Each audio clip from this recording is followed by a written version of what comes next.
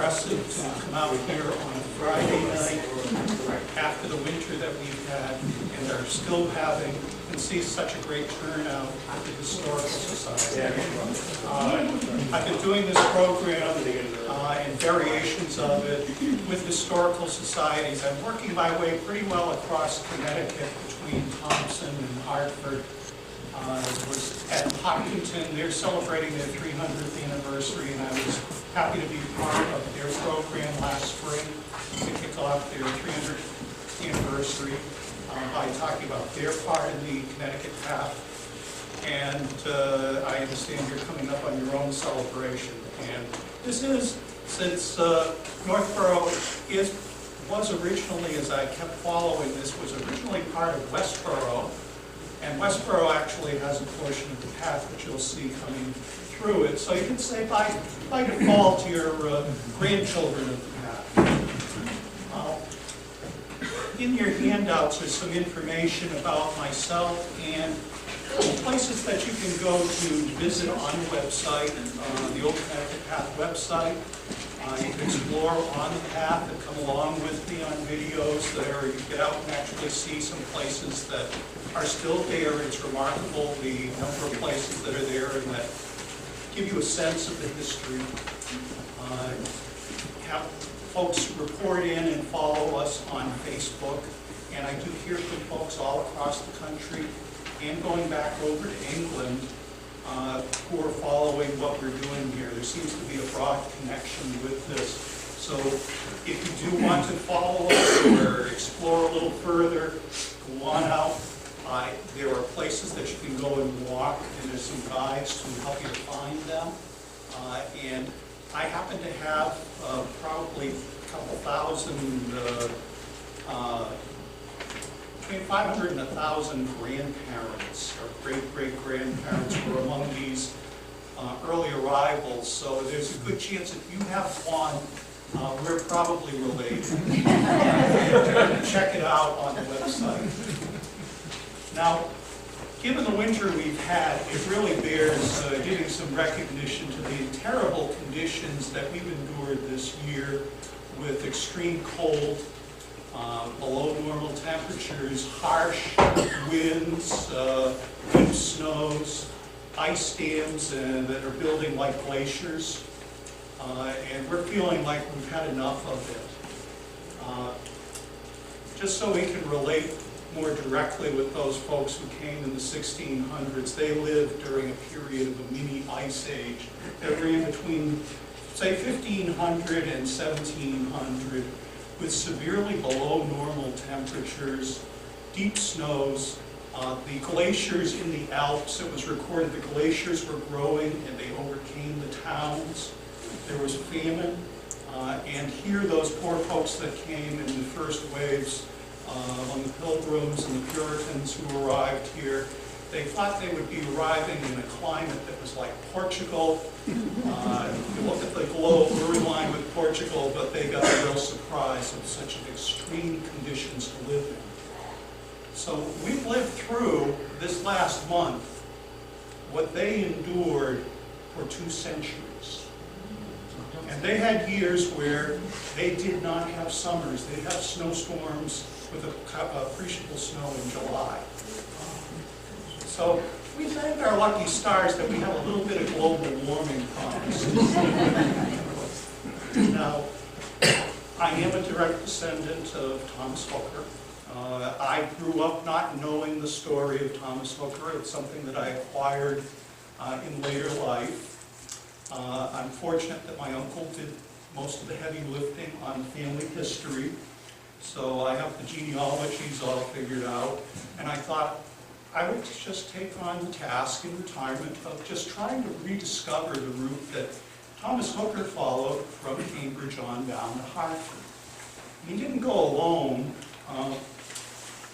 In learning about Thomas Hooker, that he actually had a significant place in our history as a scholar, a theologian, minister, reformer, the founder of Hartford and considered one of the founders of Connecticut, and this New England Confederation that was formed among the colonies. And some have considered him one of the founders of American democracy. Pretty high stuff, and I didn't grow up knowing all this, so I had a whole lot to learn. He came down as with his family, and coming over from England in 1633. We'll touch on that a little bit further. And my connection is through his daughter, Mary Hooker, who married Roger Newton. Roger came over in 1638. Family story is he came over to study at Hartford. He was among the first to study at Harvard. In 1640, he ran off to Connecticut and married a hooker.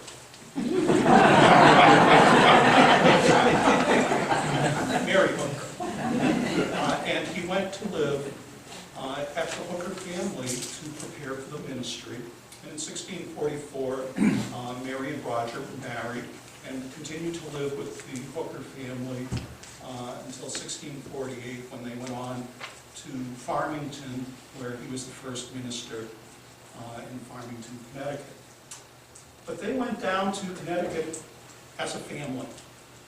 And one of the things that's striking in this story is that the families that came as family units.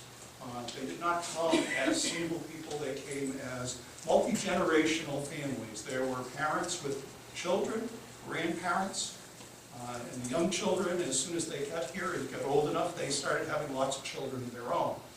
And that's why we have so many relatives going back there.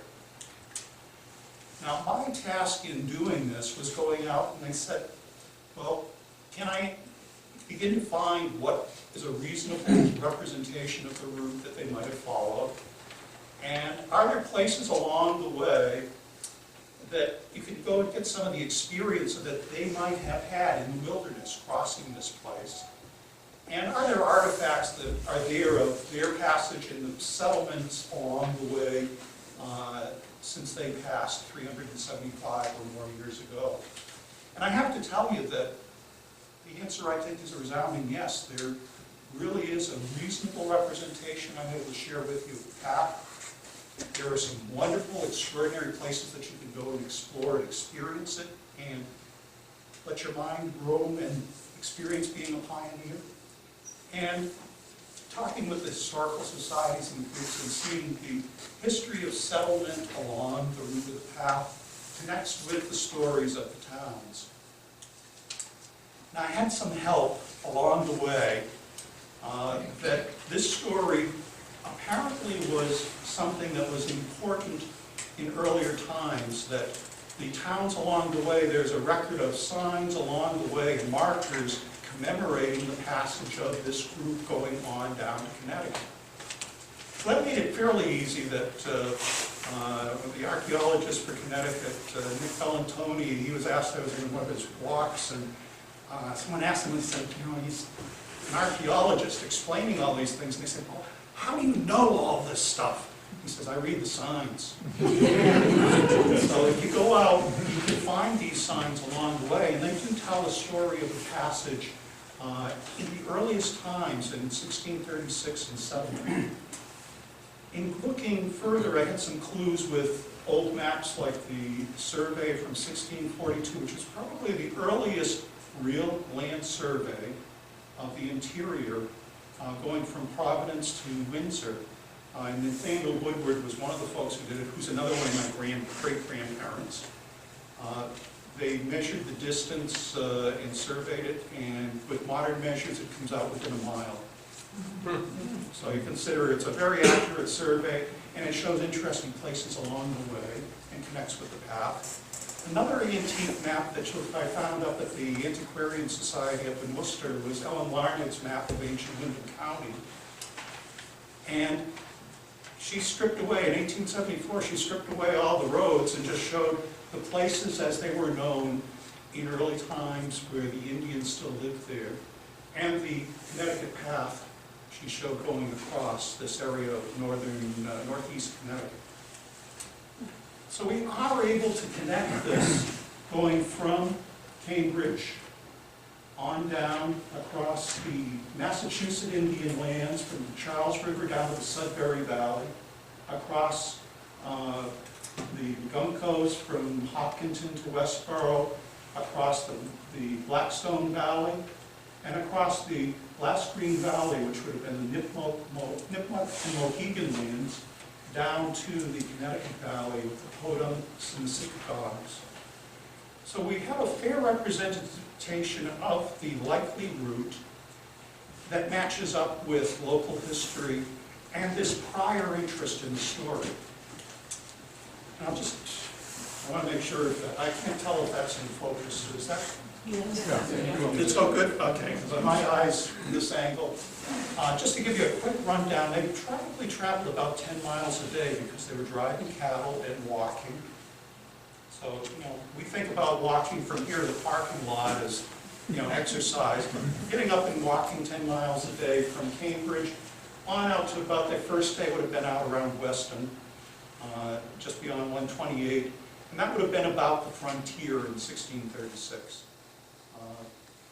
Judging by the way the reviews are reported from Boston stations, that's about where the frontier still is. The trail from there in Weston crosses down to Framingham, and onto, there's some history or record of them camping at Whitehall Pond in the area there in Hopkinton, coming across a portion of Westboro and Upton to Grafton and on to Sutton. There was a parallel path that was followed by other groups coming from Dorchester that went on down to Connecticut. It's called the Bay Path, and it met out in the Framingham area. And it had a branch going on to Springfield that left out in the Grafton area. And day 5 brought them down to that lake that we won't try to pronounce in Webster. On to Woodstock in Connecticut. Pine Hill is another location that's been identified as a place that they camped along the way. So we're 7 days out. 8th day they crossed over the Willimantic River. For those of you who travel Route 84 and you say, I've got to stop it, I've got to take advantage of that rest area on Route 84, that's about where the Willimantic River was. That's 8 days of travel. And then on down across Holland and Vernon and down the valley to Hartford. 10 days, and they might have stopped, they probably stopped for Sabbath. So, 10, 12 days of travel on foot. So there's a story that needs to be told here because they did begin the westward migration in America in 1636. These congregations and groups that went down to Connecticut, along the Connecticut. And they traveled through Indian territory, and as I dug into this, I'll give it all my ancestors that were among this pool of people, there was a migration that came from the Massachusetts Bay of Puritans down to Connecticut. And you had this other group that was coming out of the Plymouth colony and pushing on west towards Connecticut. And within 50 to 100 years, they had a lot of children. So there was a lot of intermixing there and settlement spreading out from the Connecticut Valley. And once they reached a critical point in the mid-1700s, they started heading up the Connecticut Valley. My family went, oral tradition was, they traveled up the Connecticut River in 1777 on the ice with the ox team up to Vermont. So that was one group. Other groups that went down the East Coast, across Long Island and New Jersey and west. And others headed up across Connecticut towards Albany and up the Mohawk Valley, and they just kept going. So if you have a family member in your family history that was among this Puritan migration, you'll find that they went all the way across the country, and they carried that, some of their heritage with them along the way. Now, one of the things, and this is the Historical Society, so we can have some pretty straight talk about history and my ignorance of history. I had to deal with the fact that I have a real black hole, or I had a black hole about history, especially the colonial era. See if it fits with what you might know.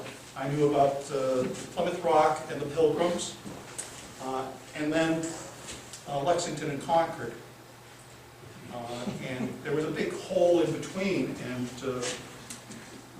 I've filled in a lot since then, and I was looking to see, well, how they say history repeats itself, and that's why we study history. I was really interested in what students now are thinking about history, and one student really lined it out in a way that just was revealing to me. He said, yes, I know what history repeats itself, but in 3rd grade, we started the year learning about Plymouth Rock, and then we learned about Lexington and Concord. And then in 5th grade, we started the year at Plymouth Rock, and we learned about that. And then in 7th grade, I said, history really does repeat itself. And some of the attitudes, I think, and this is a group that, we need to be thinking about history and passing on stories from history. Who will be there to receive the stories? We've grown up with colonial history, world history, ancient history as descriptors of different types of history. I think among the students today, the #1 survey descriptor would be boring history. We need to think of some ways to turn that about. So I'm going to tell you a little bit about the evolution that I've gone through here. That I thought I was chasing this physical place, and I found that, but then I started finding that I needed to learn so much more. Because it wasn't just history, it was finding the story. And when you think about history, my feelings about history is that the way we experience history, there's too much emphasis on the hiss, and not enough emphasis on the story. And I think we're losing some of the younger folks. So let me share what I've learned about some of the story here. As I said, we've gone through an awful hard winter, and we still have some time ahead. In those days, they went through the winters, and their stories were passed down in front of the fire.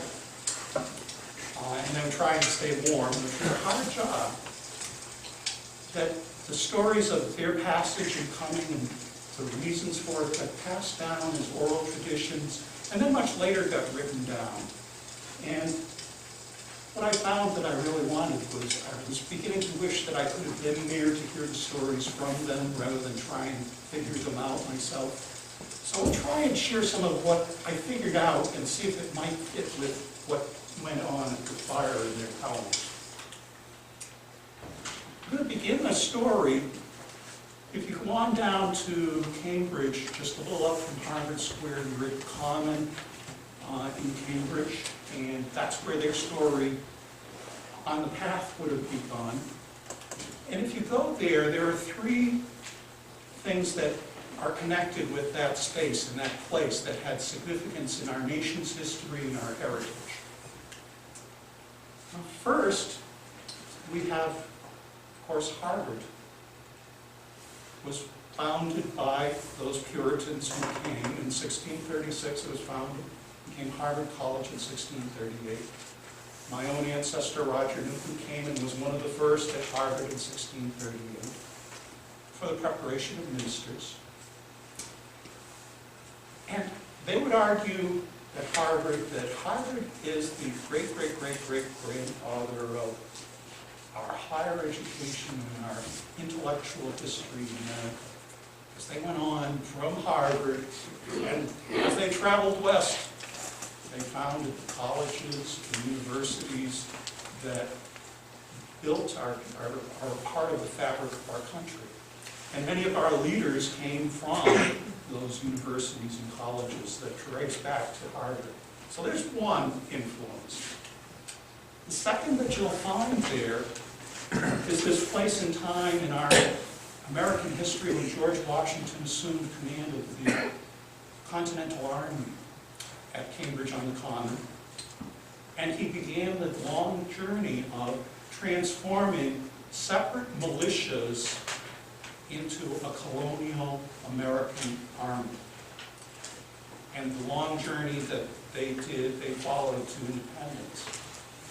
So that began there, and it also began the tradition of the American military being under the authority of the Congress and people. It's the second thing there. And the third, way off in the corner, there's a monument that says, this is the way to Charlestown, and oh, by the way, from here, the group left to Connecticut. And I'll try to fill you in on maybe that's a third point of national interest.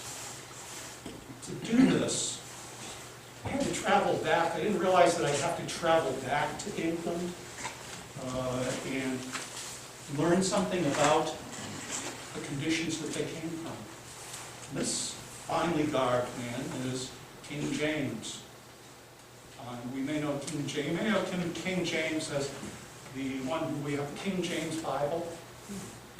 And he was a scholar, and he supported scholarly work around standardizing the Bible, and it had a tremendous effect on standardizing English. So things like Northborough, the way it's spelled, you can probably trace back to King James because they decided to spell it that way. There are other things that we still have to try and figure out, but it's a legacy from King James. The other thing that I found that he wrote was this tract about the laws of true law of monarchies, where he laid out the basis for the divine right of kings. The kings were above the law because they only reported to God.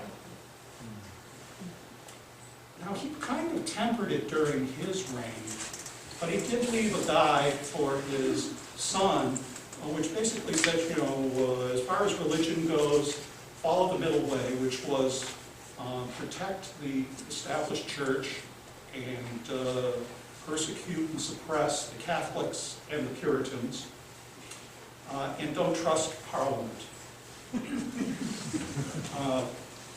Advice that his son Charles took to heart fully and did not have any bending.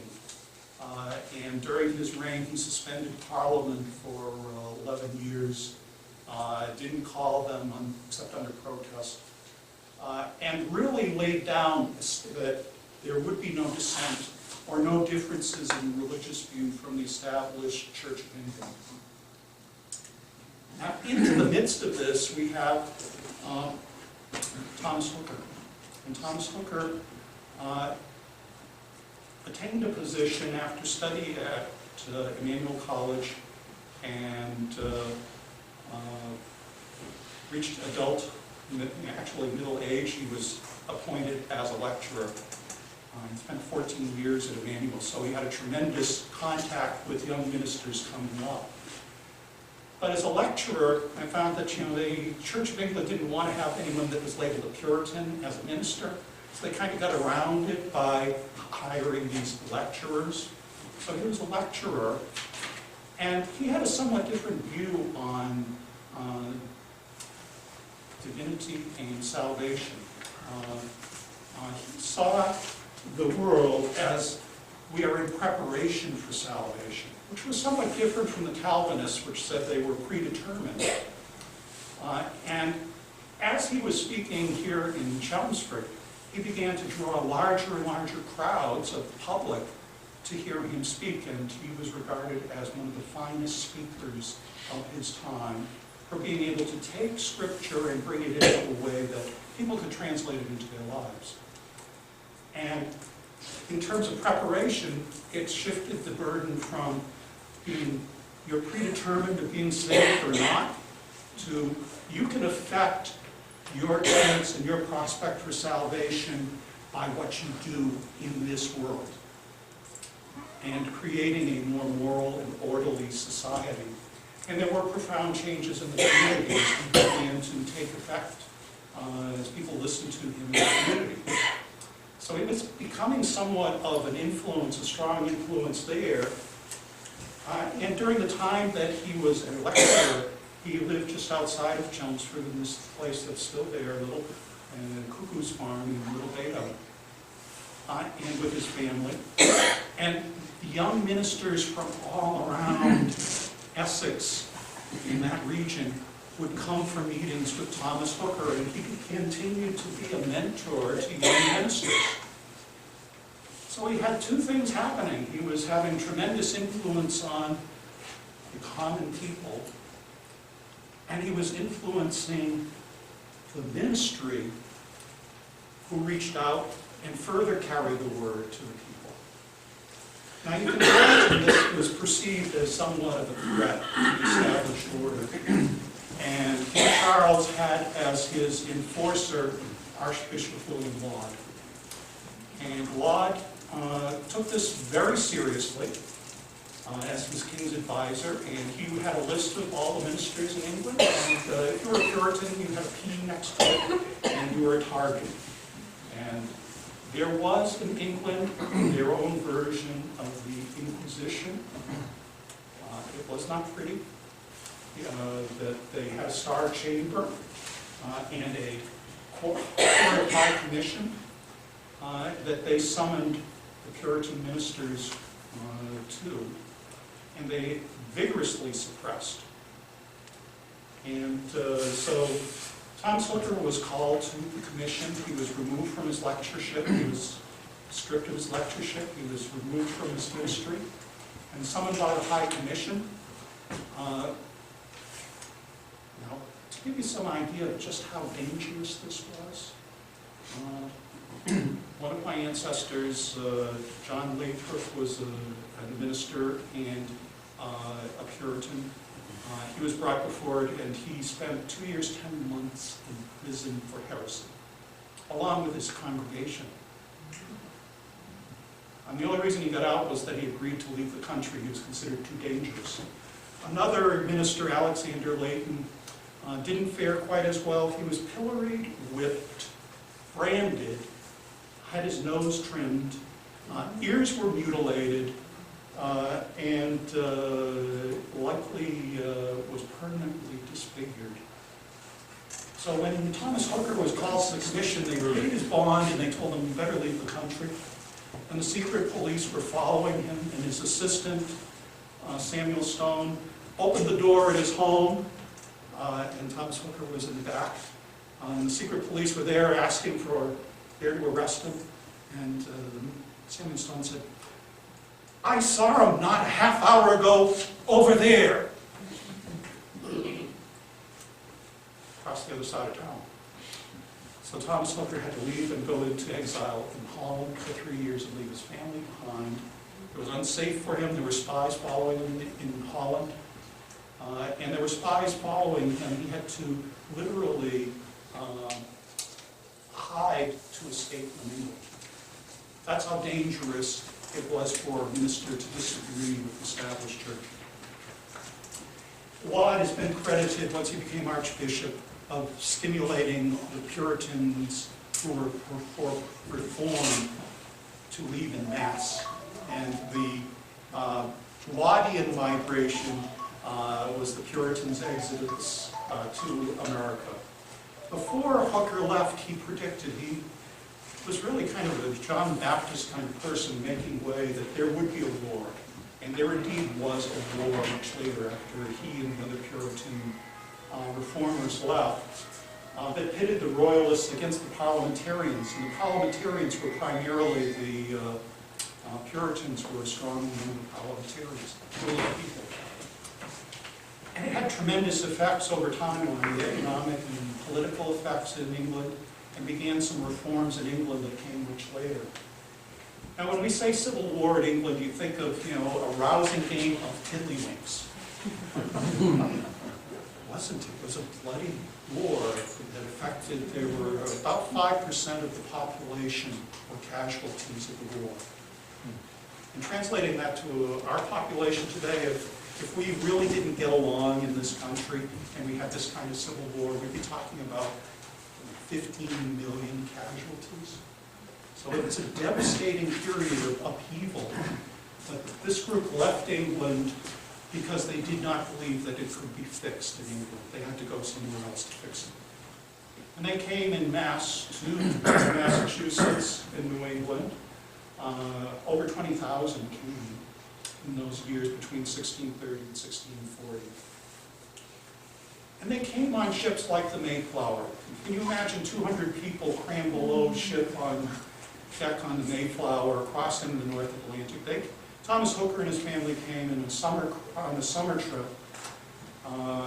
His soon-to-be son-in-law, Reverend Thomas Shepherd, we have his autobiography, and he described his exodus with his first wife and young child.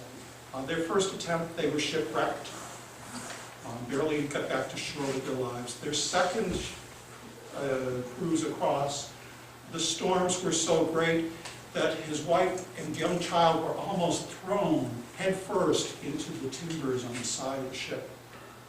So if you can imagine the terror of crossing, and leaving your homes behind, and spending 2 months below deck on what could be harsh conditions on the sea. Now, when they arrived, there was a group that had already come ahead of them and had established themselves at Cambridge, which originally was called Newtown, and it was scheduled or planned to be the capital of Massachusetts. And then they decided it'd be better to move it to Boston, and we know how that's all worked out since then.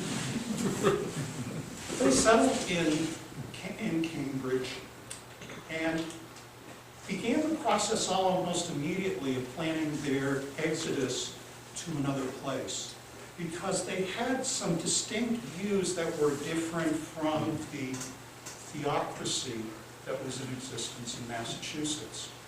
That rather than it being the select or the elect who had reached salvation having the vote, which was a small number, they held more of the view that it should be broadened to include a broader range of people who were working towards their salvation and were part of the church. So it expanded, they wanted to expand the rights of people to vote and participate beyond what they could do in Massachusetts. Plus there were limits on the land that they were. So there was a description by Governor Winthrop of they began this journey on May 31st. He noted in his journal. Traveled with 160 cows, which is how we know that if you try and herd cows and drive them along, if you can go 10 miles, you're doing very well for a day. You learn some real life skills about watching your step along the way. About 10 miles a day, and Susanna Hooker was carried on a horse litter to Connecticut. There was some talk that that was because she was disabled or an invalid. I think it was more likely that she was pregnant, likely pregnant on the 2-month voyage coming over from England. She had a 5-year-old, a 3-year-old, and a 2-year-old.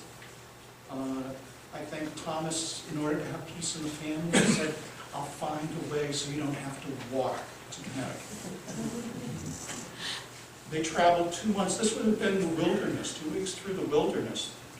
And they followed Indian trails across the Indian lands. Now, the way we know that they traveled through Indian lands came later through the work of Reverend John Eliot, who also lived with the Hooker family at Cuckoo's Farm in England, was mentored by Thomas Hooker, and was a lifelong friend. Eliot was the apostle to the Indians. He established praying villages along the route of the path to Connecticut. And we can follow that route today, along from Cambridge on across. And I'll share with you some of the places that you can see today if you follow this. Now, one of the things I anticipate, since we're here in Northborough and say, we've got Route 20, and why didn't they just come right on through here, you know? Knox came through here, Washington came through here, they all came through here. It would have been very difficult to come through here. Because if you go on down just a little ways from here to the Sudbury River down in Wayland, where Wayland and Sudbury are, a broad meadow marsh and deep. And they didn't have bridges at that point because this was unsettled wilderness. The natives, they probably didn't think anything of jumping in the river and wading across. If you're weighed down by wool clothing and you're driving cattle and you have young children, you might think differently. Fortunately, there was a land bridge that they were able to follow without crossing any deep rivers until they got to the Blackstone. And that land bridge If you go on out Route 20, right at the way of Weston, Wayland line, it breaks off as Old Connecticut Path, and it leads you across Wayland and Framingham, and you're really traveling between the Sudbury River on the north and the Charles River on the south, and they were able to keep their feet dry with just little brooks to cross. So we have a native land bridge, and I use native intelligence as a psychologist, but these natives really did have a brilliant way of travel across the country. And if you travel that way today, you get some sense of the land that it's still land. There are spaces there that are preserved much like the land might have been as they were coming through. The natives were farming there and planting crops. And the Chitchwood Brook Reservation, you can walk down across the brook and see that much like it would have been as they crossed it. Just beyond Framingham in Ashland is the Wildwood Cemetery in the Magunko village. And the Wildwood Cemetery has the Bay Circuit Trail running through it, and you can walk there and walk down the hill, and it's this gorgeous valley today. That is right in Ashland. And as you walk pretty much right through the center of the cemetery is about where the path would have traveled. And down on the Cold Spring Brook, hidden away is this monument of the Tout Rock boarding place of the Indian Trail known as the Connecticut Path. Going out Franklin Road from Ashland and on into Hopkinton. Hopkinton has a real connection with the path because, first of all, they got their name from Edward Hopkins, who was governor of Connecticut, who in his will and his estate left money to Harvard. And Harvard wound up buying a bunch of land that's in Hopkinton and Ashland, and they turned around and sold it at a profit, naturally. That's how their endowment got built.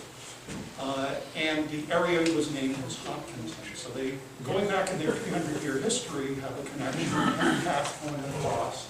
And they have a marker for the Indian Trail called the Bay Path that ran with the Old Connecticut Path. And just beyond the center, we come to what was Whitehall Pond. It's been enlarged to make the reservoir. There was a separate small pond there. And it's a beautiful place hidden away near Bear Hill. And if you go there, there's Bear Hill Cemetery, which is the oldest cemetery in Hopkinton, dating back to 1675 in King Philip's War. And it was the site of an Indian village. And tradition has that it was a camping place along the path used by the Hooker congregation on their way to Connecticut. Now, to give you some reference of where you are, we've come across Hopkinton and Whitehall Reservoir and what was Whitehall Pond, and come up over the hill into Westborough.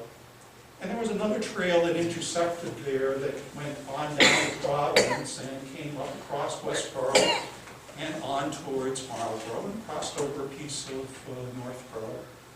That we have to understand the natives had lots of different ways of travel. What I'm showing you are some of the main routes. And so just as today we have 495 and Route 90 is the main travel routes, right up here in Westborough we have this kind of meeting place of trails from north to south and going east to west. And if you go on up there on Bowen Road in Westborough, there's a monument for Jack Straw, who was an Indian who was a friend of Sir Walter Raleigh, was brought back to England and learned the proper British English, and then came back and as a Christian was granted land in Massachusetts. And where did he set himself up was right at this intersection.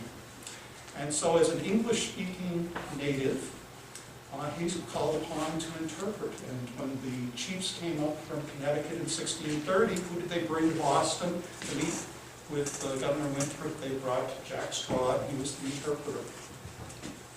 And later you can understand, as planning for guides and travel, he'd be at the ideal place to say what's going on, what direction you need to go, who's who, and being able to help facilitate travel along the way. And if you go on up Ruggles Street, you'll find one of those Old Connecticut Path markers, the centennial markers along the way. And there's one other that is really an obscure hidden gem that John Oldham was reported to be the first white man to travel down to Connecticut along this route. And there's a small stone there that records his passage on West Main Street. It's hidden in someone's lawn right on down there, but you can find it, and it's one of the few markers.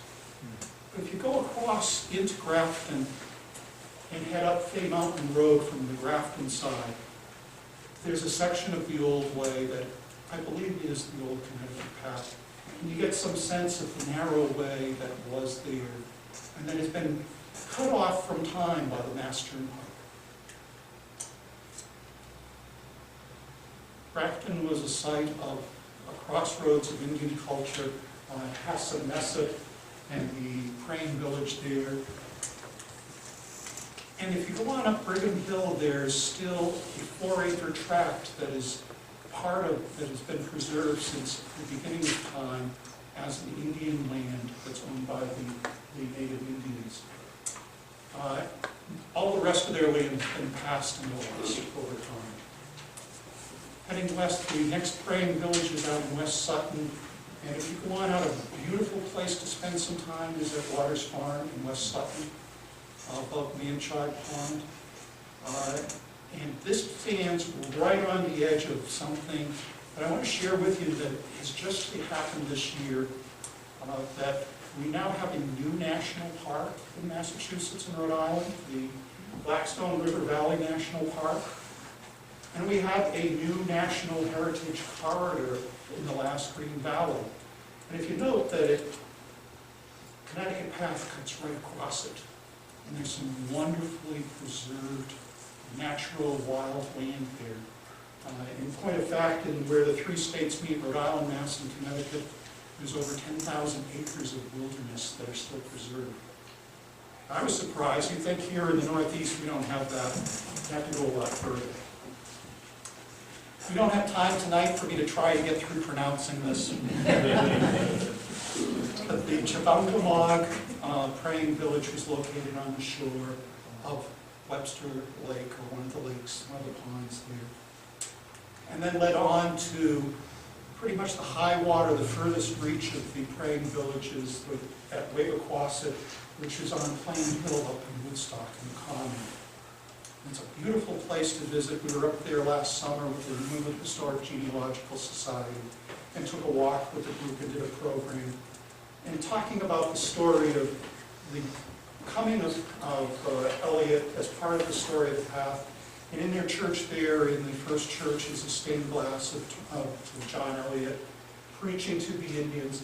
And out a little bit further in town along the path is the Eliot Rock, where John Eliot preached to the Indians. So we have a pretty good idea from this of some of the places that we can go to and visit, and a little bit of the story there that goes with it, because traveling with Eliot was Daniel Gookin, Commissioner of Indian Affairs, and he recorded, describing the sachem in Woodstock, that his lodge was like 60 feet long and 20 feet wide. So imagine traveling, these families traveling through the wilderness, passing through these Indian villages and seeing this kind of housing. And imagine they're going into some of these homes, and here we can see one from Plymouth, that the lodges were really quite comfortable, and they were places of gathering, that people would sleep on benches, and they'd stay quite warm through the winter. But it was a place of gathering, and they could have an opportunity to have a taste of the culture of the natives. And Gookin said that corn grew there in abundance, 40 bushels to an acre. And it still grows there in abundance today in Woodstock. Now, one of the folks that we don't know many of the names of individuals, but there was John Quidamog. In 1723, made it into the Boston papers that they celebrated John Quidamog for what he did in 1630. So he had to be like Methuselah, like 110, 120 years old. But John Aquidamog was among the Fawcett's that walked 60 miles from Woodstock to Boston carrying bushels of corn. Why did they do that? When the first settlers arrived, they were not prepared for the cold, the harsh conditions. They were near starvation. And were it not for the food supplied by the natives, they would perish or been forced to return. And I found that this continued with the settlers when they arrived in the Connecticut Valley. And so from that generosity, there was no history of harm that was brought to the natives as they traveled by the natives. There was no conflict. There was generosity, a tradition of generosity. The corn that they brought and helped basically save the early settlers on the coast and the Connecticut Valley was a strong relationship. And there was a promise that they were expecting of protection as these folks went to Connecticut from the military to protect them against roving tribes. And one of my old relations was John Mason, who was one of the founders of Windsor, and he was among the leaders of what came to be the destruction of the Pequot tribe in 1637, where 700 women and children and old perished as they were burned in the fort. They weren't allowed to escape. No quarter was given. And this, to this day, is a sore point in Connecticut, and especially among the natives and the Pequots, the destruction of a culture. And it laid the seeds, I believe, for what was later a disaster in King Philip's War. That the natives had no concept that when they were asking for protection, the English and the European way of defense and the way of fighting war was savage. And there we saw savagery. Now, I learned a great deal, and there's a wonderful book that gives you an insight into the story of the natives before the English arrived. And I believe it's in your brochure. And I recommend it to you because it's readable presentation of a different world. Taking you through this world that they traveled, experiencing the natives, but there was something that really hit me as I was walking this out, and that involves crossing the rivers. And we're going to go down and take a look. The Quinnebog is really the first of what I call a scary river. It's scary today. And they would come to the edge of the river, and here you'd have to step off the edge into, at this point, probably up to your waist. Walk across. Here there was a bar. Maybe pull yourself up, and then there'd be another stretch of river to get across. Now imagine old folks, our age. I should probably not say old folks. Young at heart, children, families having to step into the rivers and put some risk in crossing. They needed good guidance, but there still was a risk. Fortunately, the places that they could find, the rivers would tend to spread out, and it'd be a little easier to cross. But we have to think that after they did the crossing, they'd be pretty uncomfortable in clothes that would be wet from the shoes and still have to walk. So think about that in comfort. I'm going to take you to, I think one of the reasons they headed for the hills was that because the streams would be smaller and easier to cross. And up in the hills along the Northborough Path, there is a place at Bigelow Brook in Ashford where there remains one stone on the trail. And going back in the 1930s, there were eyewitnesses recorded going back to the 1800s that there was a series of these going across, and the boulders weighed probably in the range of a ton that were placed there when this was a footpath to make crossings easier. And just beyond there is a place called Pine Hill, where the Hooker party was reported to have camped. In 1874, Ellen Wyatt, in her history, said this was the place where they camped, up on a hill. And the Connecticut Historical Commission did a study of this in 1997, 98, using the old maps and doing research, and it said, this road here is the most likely place that they were able to return from the Old Connecticut Path. It's been bypassed probably for 3 centuries. And one of the things that I've experienced and one of the joys in this process is getting out to explore. And a wonder was finding that there's a portion of the path that is still in use as a hiking trail. And it's the Nipmuc Trail in Ashford. It's a blue blaze trail maintained by the Connecticut Forest and Park Association.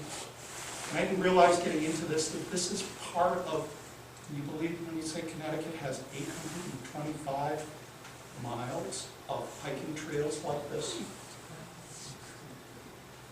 I didn't know that.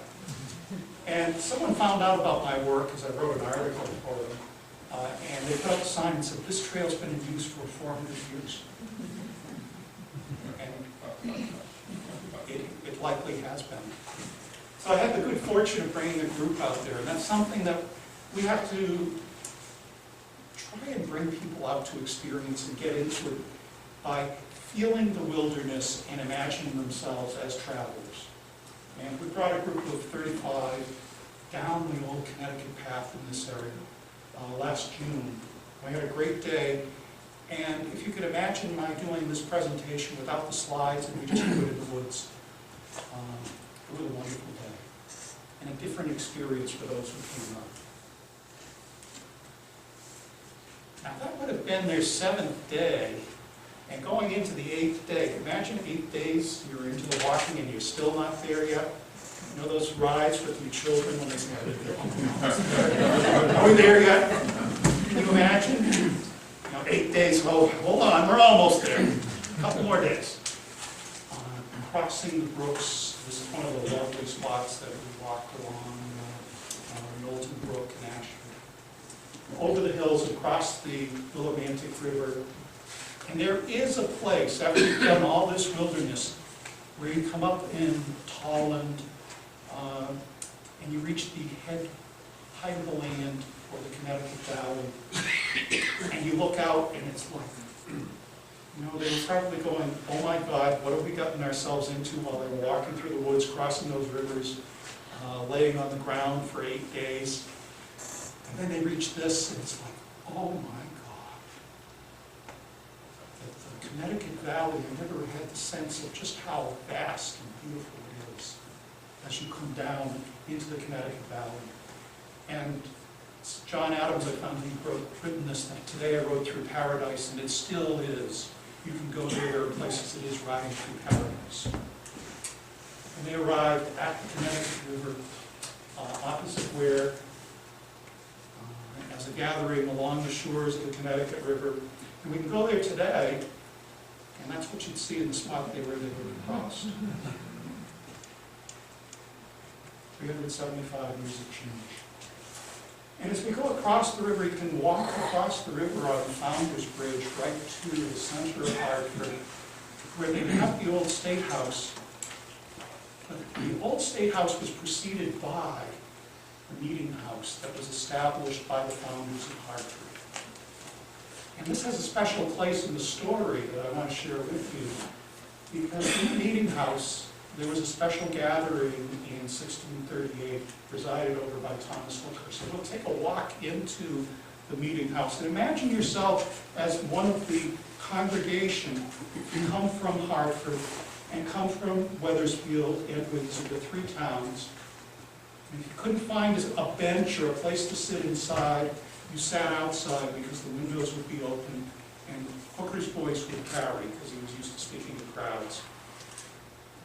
And there on the podium will bring Thomas Hooker to share what his sermon was. And we have a record of his sermon from May 1638 from Henry Walcott, who wrote it down. And they were dealing with the issue of establishing the government. And Hooker took his passage from Deuteronomy, "Take you wise men for leaders." And he elaborated on this with the congregation, that the choice of magistrates, of your leaders, is yours as people. It's a gift from God directly to you. The privilege is one that you must treat as sacred. That you must not be influenced by, they call them, according to humors, might be bio, taking everybody out and buying them drinks, get them drunk, and, now we have PAC. So, we have special interests and influence groups. You mustn't be influenced by those things. You must be considering what's the good of the congregation. And this third point, that you have the power, God's given you the power to appoint your leaders and to remove them. Because your leaders have an obligation to serve the good of the people as a whole, and they can be removed by the people. And it established the divine right of the people over those who they give authority to lead. And what he was doing, what they were discussing in these three towns was the form that they were going to take to organize their government, now that they had settled there. In 1639, on my birthday, I didn't realize it was going to be my birthday. I was a little late being born for it, January 14th. The freemen of the three towns affirmed what came to be the fundamental orders of Connecticut as the first written constitution in America. And it's considered the grandfather of our own American Constitution. And some of the things that were in the fundamental orders, it had two parts. It had a preamble that reflected Thomas Hooker's godly connection of being granted the right to establish a government and rule by God, and a divine purpose that bound them together. And the fundamental orders themselves were written by Roger Ludlow from Windsor. They clearly established the rule of people. They established basic protections of the rights of individuals, very explicitly limited powers that were given and authority of officials, and it was all ratified for the common good. And the descendants, as I've read the fundamental orders, and then you read the Declaration of Independence, and then you read the Constitution, you see there's a line of descent. So in 1639, we used to think the revolution began at Lexington and Concord. Well, the revolution began a whole lot earlier. Because this document and this establishment of government, nowhere in it does it describe authority coming from the king. Authority came directly to the people from God. So we have something happening to bring us around the circle here. We have King James and Charles, who formulated and enforced the divine right of kings, being overturned in Connecticut by these people who went down and established a new order that was based on the divine right of people.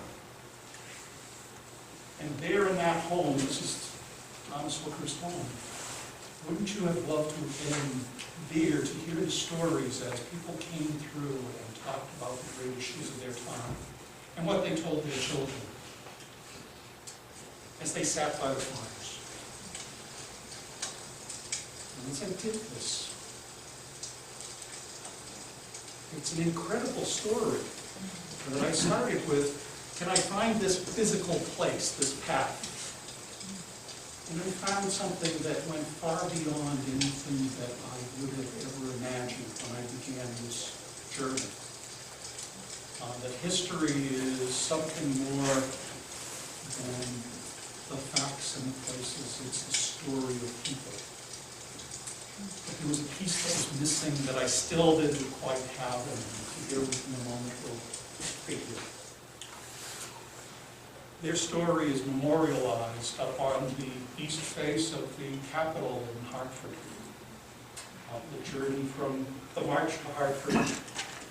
And Thomas Hooker stands on that facade, looking out over the city and looking down on, right there's the spire of the church at the site where his church was.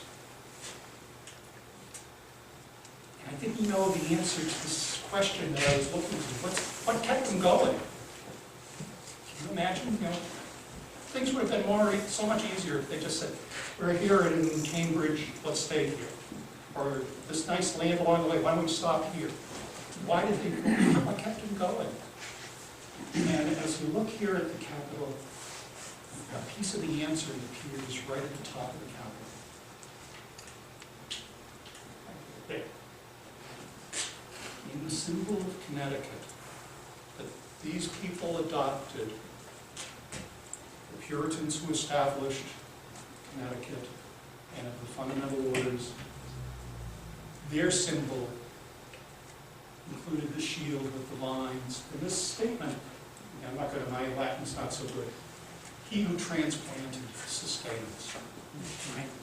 Dug into this, and the symbolism here, the vines represented the tribes of Israel that were brought out of and transplanted from Egypt into the Promised Land.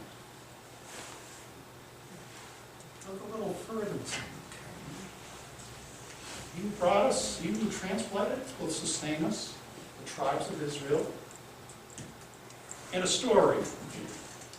And as I looked to say, what story would they be telling? What purpose story would they be sharing with their children as they were enduring this journey across the ocean, across the wilderness, facing the hardships? What would they tell them? And the answer also came from Deuteronomy. What you want to tell your children? You tell your children that your God brought you out of bondage and oppression and carried you and sustained you as you, and bringing you to the land promised to your ancestors. And if you maintain and keep the law, then you will live there and prosper. Powerful message. And as I dug in further into the beliefs of the Puritans, and this group in particular, they saw themselves and identified themselves with the tribes of Israel coming out of bondage to the Promised Land. Now think what they could endure given that sense of divine purpose. They could face anything. And as they sat at those fires and passed down to their children, I'm sure there was the story that they were telling about, yes, we traveled from here to here, but they also were telling the moral story that sustained them and gave them the strength to carry forward. And I have to think, as we look at this migration of these Puritans and what they carried, it wasn't just the genetic stock that they carried west and across the country. It wasn't just the educational or political. It was this sense of purpose and identity. And I have to think, in looking at my own names, my own grandparents, who came from, my grandfather came from Scotland, and his family came to build the railroads. My grandmother came from Quebec to work the mills in New Hampshire. And we had the wave of who came out of oppression in Europe to help build America. And they heard a story, and they became part of it. And my wife Gail, her grandparents came from Poland and Lithuania. Her grandmother came as a 17-year-old, speaking no English, no family coming with her, all by herself, from Lithuania, through Ellis Island. And her grandfather came from the plains of Poland. He was escaping from the draft into the Russian army. Things that they endured to come and find a new life, and their belief in a promised land. That they were escaping the oppression, the poverty, the persecution, with the promise of an opportunity to learn. And carrying this a little further in this whole story, that we're a nation where we have people who came against their wills, but were emancipated 150 years ago after a great war. And we're celebrating this year the 50th anniversary of the Civil Rights Act, and making them and helping them to be part of this promise. And if you listen to the Negro spirituals that they sang, they speak of that same journey and being part of deliverance from bondage into the promised land. So as I experienced this, it just seemed to me that there was a greater purpose that brought my Puritan ancestors here, and that has become woven into the fabric of our American story. They truly did come to a promised land, and there was the belief in the power of this story. I think still persists in spite of our differences in this country. When we look at the people who are clamoring still to be part of this and come here, that the promise is still there, but we have to keep telling the story so that it doesn't become lost. And I think that's where I bring us back to our reason for being here, and you're being part of this historical society, is telling the stories so that they don't become lost, and telling the purpose that people were sustained by in coming here and settling of Northborough, of your ancestors from all parts of the world who came here, and passing that on as our legacy. So I want to thank you all for the opportunity to share this story.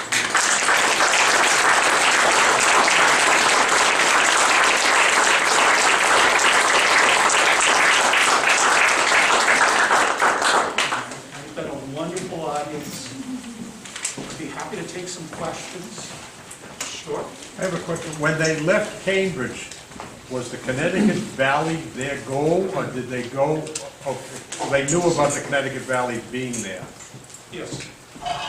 There are different views. I started this with, one story was, Thomas Hooker went with a compass in his hand, and wandered through the wilderness. Well, there, you spend any time walking in the woods with the barberry and the poison ivy and the swamps and beavers and all the other things out there, there's no way anyone could just blunder through. The natives came up from Connecticut, the chiefs came up from Connecticut in 1630 and said, "Come on down." And I'm sure somewhere their spirits are saying, why on earth did we do that? Had they left them to blunder through the wilderness, they probably would have turned around and gone home.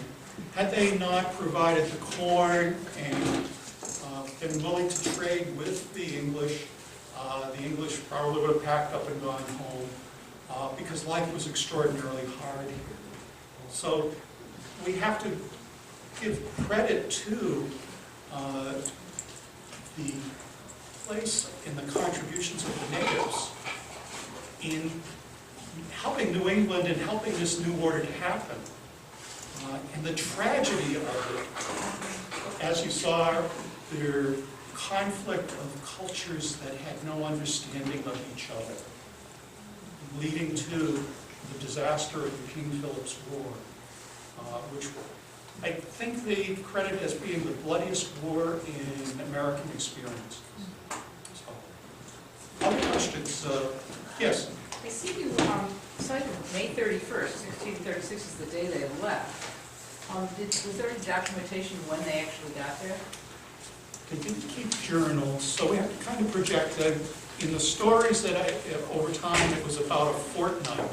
And a fortnight, an old term for 2 weeks. In doing the distances and walking, if you walk today, without encumbrance and you're in real good condition, which these folks would have been because they were used to walking in England, you probably could walk 20 miles. If you're bringing belongings, you have young children, you're driving cattle and sheep, and you probably 10 miles would be a good. So that works out probably about 10 days of travel. We know they would have stopped and observed the Sabbath. So, and then you throw in, as we all know with travel, unexpected things happen. There may have been a little bit of, a shorter day. You cross a river and you get really wet, you may need to spend more time drying out. So we got an approximation. And that's where I was able to come up with some of the approximation of the places. Whitehall Pond and Pine Hill seem to be two places that there's some stories that they camped at. And they happen to actually work out being in line with that 10 miles a day. Yes? Did they cross the Connecticut River or settle on the east side of it? They crossed the river. If you go down Route 84 through Hartford, and I recommend that you do it at time other than rush hour, unless you really want to see the river. That bridge has been there actually since 1908. And the pictures, some of the photos that I showed of the congregation were from the celebration of the opening of the bridge. The bridge was placed in the area where there were sandbars in the river. And so cattle could get across, but there was a deeper channel, so it's likely that they used small boats to float across. The other thing you'll find if you go down, and it's a wonderful place to walk, the East River, the Great River Park in East Hartford, you'll notice that they have this big, high dike along the side of the river because it's a flood area that would be flooded. The east side of the river had periodic flooding.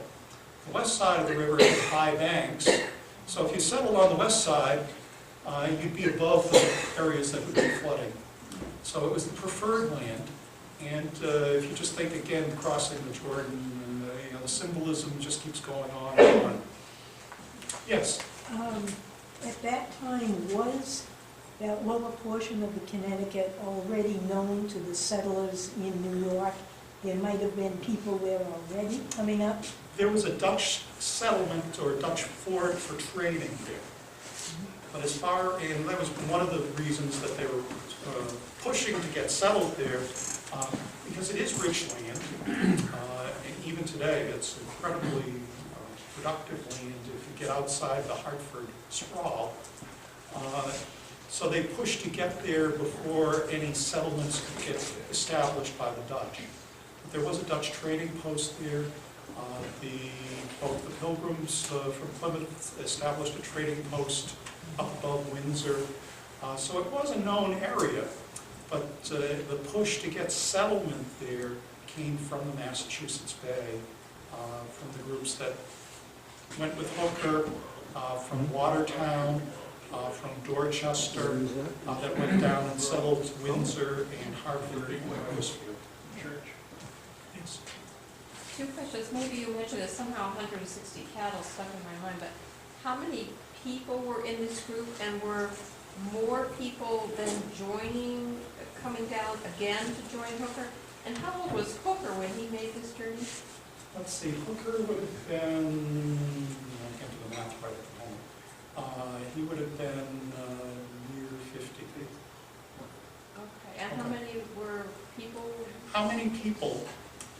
I figured it works out more like 100 families. Some of the lore was about 100 people, but 100 people just didn't work out. What I have found was that this was a carefully planned expedition, that there was a group that went down in September or October of 1635, the advance party.